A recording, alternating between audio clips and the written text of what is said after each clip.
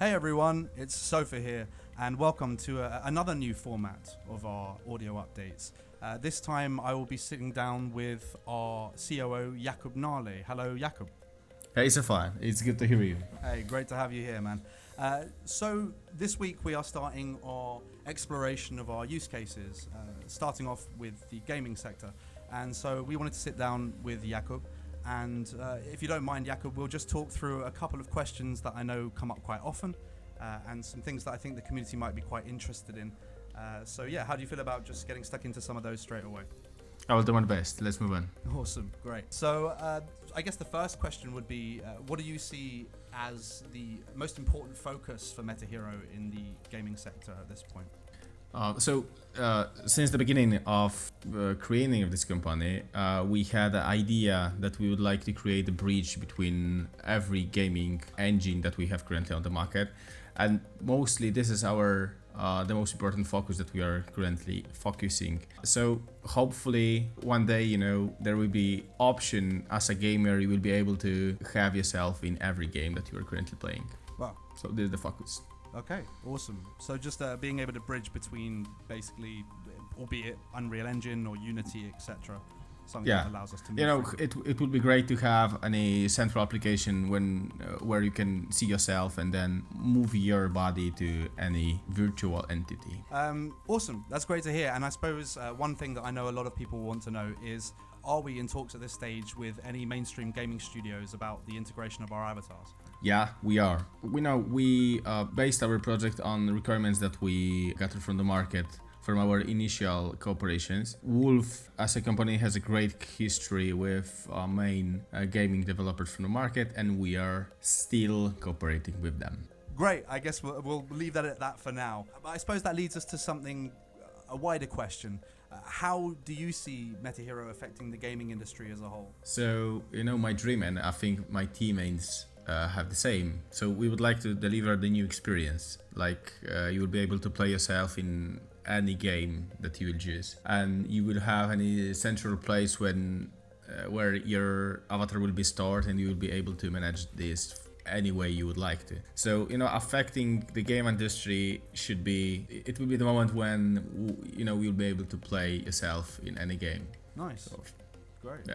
And I suppose this is obviously an ongoing dream, and one that will be in development for a while, and it might not happen overnight, but I'm sure that we're all excited to see how we can steadily change this industry from the inside. Yeah, it will obviously not happen overnight.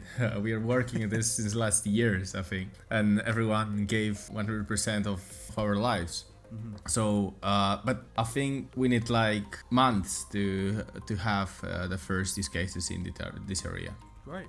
That's awesome. That's really exciting to hear. Okay, so moving on, in what game engines are you anticipating that our avatars will be compatible? So, the most common engine currently on the market is obviously Unreal Engine, the 5th version. And currently we created a port for this engine, but also we are working on different ones, but we are looking at the market share regarding the engines. So first will be this one. The second one, I think we will touch some internal engines from game developers and also Unity.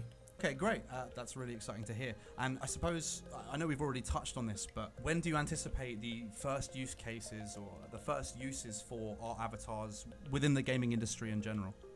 In general, we'll be able to share your scans even this year. But looking from legal point of view, I would like to assume that commercial way of using will be next year. Okay. But I think the first half, we have to just prepare the proper paperwork for that. So. Okay, so there's a lot. So there are a lot of legal issues involved. It's not the technical issue.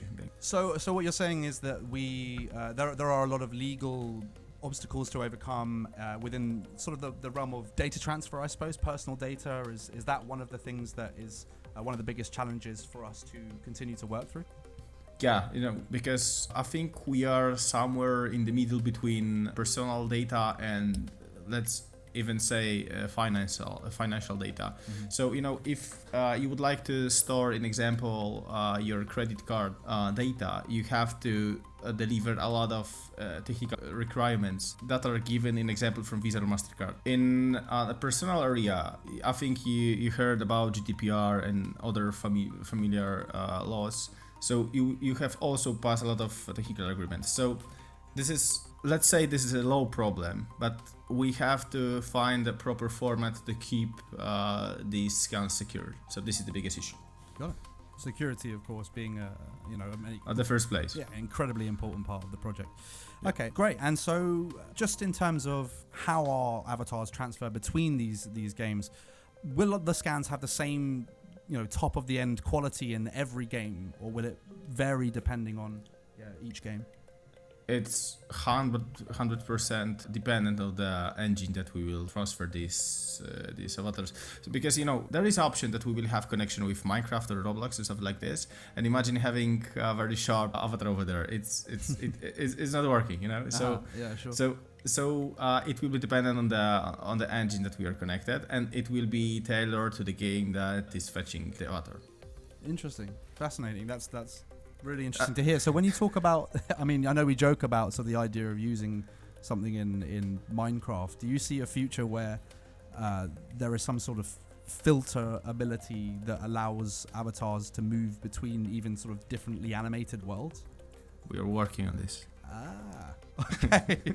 That's something that's even news to me. So that's really awesome. Thank you for dropping that. We'll leave that there.